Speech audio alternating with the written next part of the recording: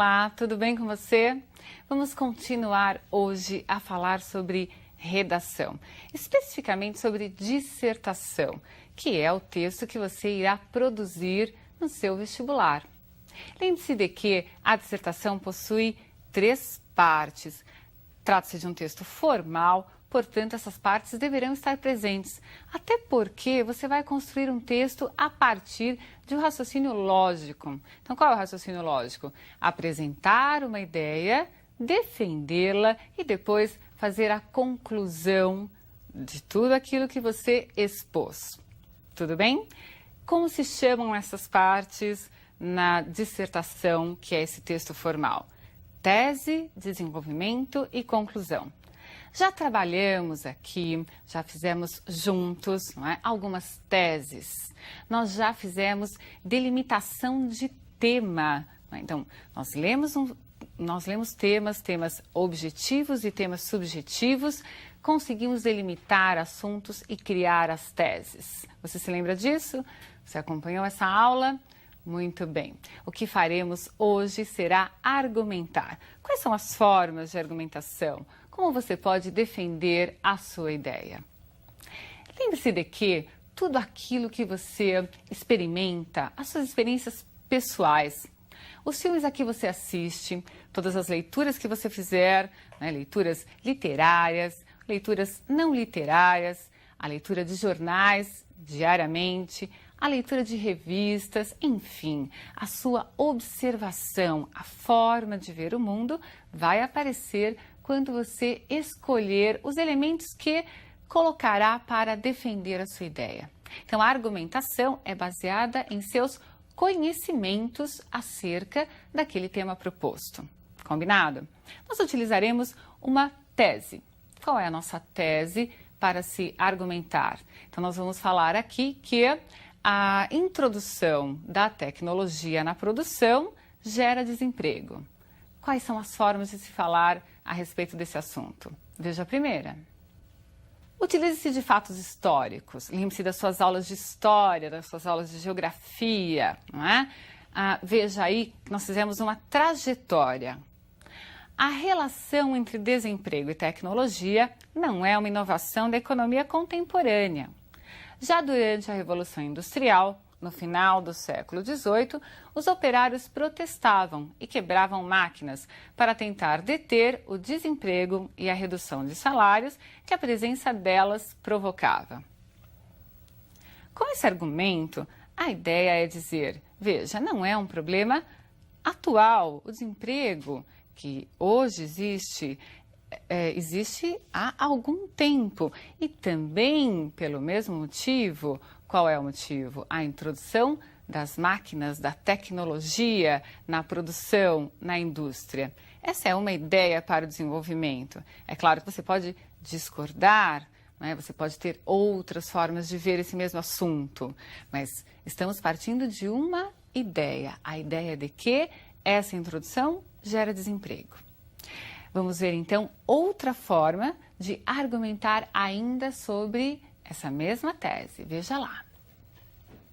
Utilize-se de dados estatísticos, né? Procure elementos atuais, informações talvez que você já tenha aí no seu arquivo pessoal, né? Nos quais haja a demonstração numérica da tese que você está defendendo. Então, olhe, observe. Uma análise dos dados sobre desemprego nas últimas 2 décadas mostra uma rápida substituição do trabalho humano por máquinas e equipamentos, cada vez mais presentes nas fábricas. Os trabalhadores na indústria, nos anos 80, representavam mais de 40% do total de trabalhadores. Nos anos 90, este número caiu para 30%, dados que evidenciam a diminuição da oferta de empregos na indústria. Muito bem, se você pensar, né, no número total de trabalhadores na indústria existentes no país, essa redução de 10% é uma redução importante e considerável. E no texto, na nossa argumentação, atribuímos essa redução à introdução da tecnologia nessa indústria, né, no meio de produção. Entendido? Então, essa foi uma forma de argumentar a partir da afirmação inicial. Vamos relembrar qual é a tese. Leia novamente na tela para que você acompanhe os dois últimos tipos de argumentação. A introdução de tecnologia na produção gera desemprego. Veja, você pode então utilizar mais duas outras formas. Você pode utilizar mais várias formas. Eu estou oferecendo 4 tipos hoje para servirem de modelo. Então, observe agora qual é o outro modelo que eu estou oferecendo. Esse modelo é um modelo de argumentação por comparação. Quando eu falo que é um modelo, é porque você pode se basear nele para construir a sua argumentação aí na sua casa. Então veja, vamos comparar elementos. Essa comparação pode ser geográfica, social, cultural, enfim, trace elementos que você perceba que a partir da confrontação, confrontando um elemento com outro elemento, comparando, é possível você defender a sua tese. Então está lá.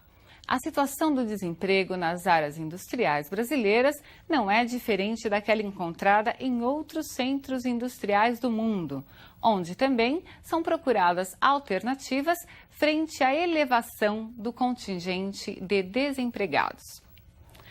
Observem que a ideia é dizer não é um problema local, é possível estendê-lo para outras regiões, outros países. Então, essa é uma comparação que justifica a tese.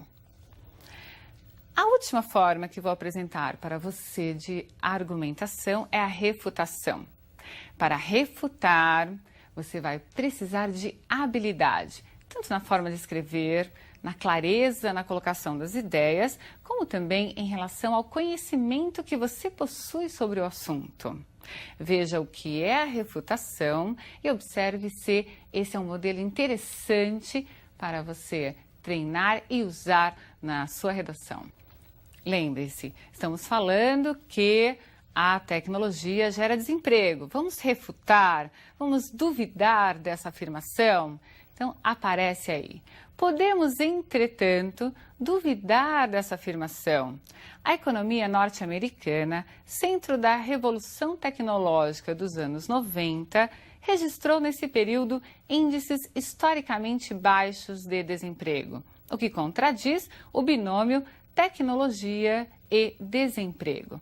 Observem que, para se refutar, eu tenho de ter conhecimento de causa, eu vou sair do lugar comum.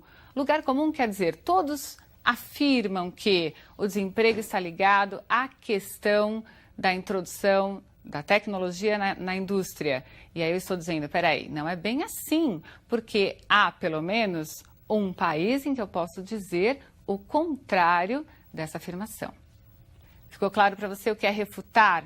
Então eu preciso ter habilidade, porque eu vou refutar e é claro que a visão no texto ela não pode ser unilateral, eu preciso olhar vários lados para que eu saiba fazer uma análise ampla do assunto. Aí sim o examinador vai ver que eu não só domino o assunto, como eu sei passear, digamos assim, por vários campos, formar a minha opinião e expressá-la por escrito. Entendido isso? Muito bem. Agora que você tem aí os seus modelos de argumentação, você vai tentar fazer a sua dissertação na sua casa. Vamos usar um tema que é um tema amplo, então você vai precisar delimitar o assunto para escolher as suas formas de argumentação. Primeiro, faça a delimitação do assunto, redija a sua tese, apresente a ideia central e depois passe a argumentação. Tudo bem? Veja o tema. A religião e as guerras. O que você pode falar sobre esse assunto? Né? A relação entre religião e guerra, quais são as possibilidades de tratamento desse tema?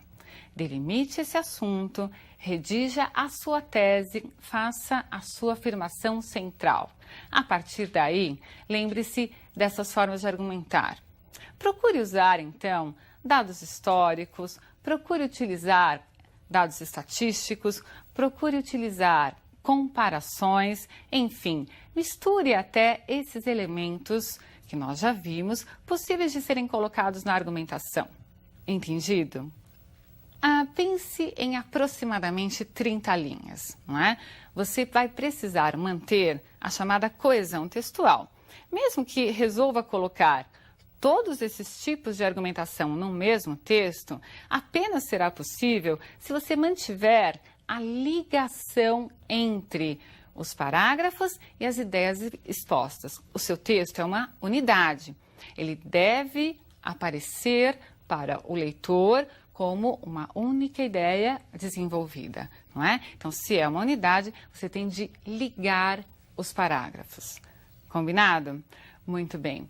Veja que o seu texto também deve ser impessoal. O tratamento ao tema é impessoal. Não faça do seu texto nunca uma bandeira doutrinária, ideológica, porque não é essa a questão, não é isso que se quer de você no vestibular. O que se quer é ver qual é a sua habilidade para tratar dos temas e qual é a linguagem que você utiliza. Você conhece bem a língua portuguesa? Você é claro na exposição de ideias? Você é prolixo, quer dizer, fala muito com pouco conteúdo? Você é sintético demais?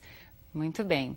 Você vai mostrar isso para o examinador. E para conseguir um bom resultado, só é possível consegui-lo treinando, não é? Treine. Redija ao menos uma redação por semana, no mínimo. Quanto mais você treinar, melhor será o seu resultado.